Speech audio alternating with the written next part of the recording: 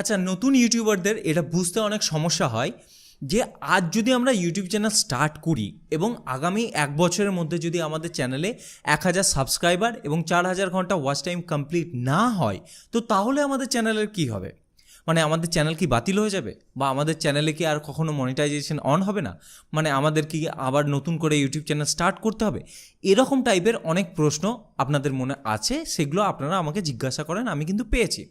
তো সেই জন্যই সেই সব প্রশ্নের সমস্ত উত্তর দেওয়ার জন্য আজকে এই ভিডিওটা বানাচ্ছি।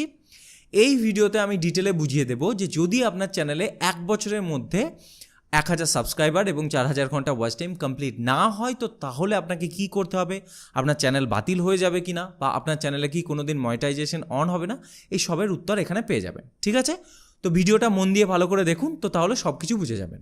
ওকে, তো চলুন তাহলে স্টার্ট করছি। তো প্রথমেই আমরা কি করব, আমরা ইউটিউবের যেটা পলিসি সেটাকে ভালো করে একবার দেখে নেব।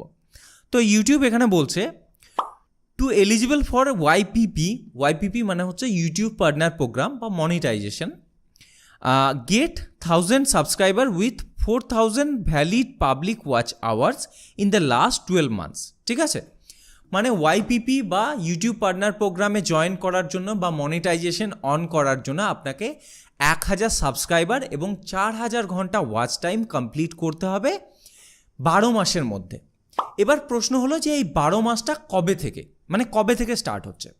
এখানেই সবার কনফিউশন যে এই 12 মাসটা কবে থেকে স্টার্ট হচ্ছে। ভালোভাবে বুঝুন, এই 12 মাসটা যেদিন থেকে আপনি আপনার চ্যানেল স্টার্ট করছেন সেদিন থেকে স্টার্ট হচ্ছে না। যেদিন আপনার চ্যানেলে 4000 ঘন্টা ওয়াচ টাইম এবং 1000 সাবস্ক্রাইবার কমপ্লিট হচ্ছে সেদিন থেকে বিগত 1 বছর, সেদিন থেকে বিগত 12 মাস। ঠিক আছে, মানে ধরুন আপনি আপনার চ্যানেল স্টার্ট করেছেন 2020 সালে এবং এখন 2023 সাল, এই 3 বছরের মধ্যে আপনার চ্যানেলে সেরকম ভিউজ বা সাবস্ক্রাইবার আসেনি। হঠাৎ করে কি হলো, বিগত মাসে আপনি এমন কিছু ভিডিও আপলোড করছেন যেটাতে আপনার ভিউজ সাবস্ক্রাইবার চলে এলো। তো এখন আপনার 4000 ঘন্টা ওয়াচ টাইম এবং 1000 সাবস্ক্রাইবার পূর্ণ হয়ে গেছে এবং সেটা আজকে হয়েছে, আজকে 12ই জুন 2023 এটা কমপ্লিট হয়েছে।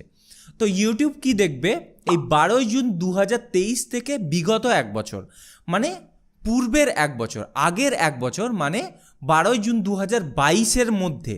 ঠিক আছে, 12ই জুন 2022 থেকে 23-এর মধ্যে এই 1 বছরের মধ্যে আপনার চ্যানেলে 1000 সাবস্ক্রাইবার এবং 4000 ঘন্টা ওয়াচ টাইম এসেছে কিনা সেইটা দেখবে। ঠিক আছে, যেদিন থেকে আপনি ইউটিউব চ্যানেল স্টার্ট করেছিলেন সেদিন থেকে নয়।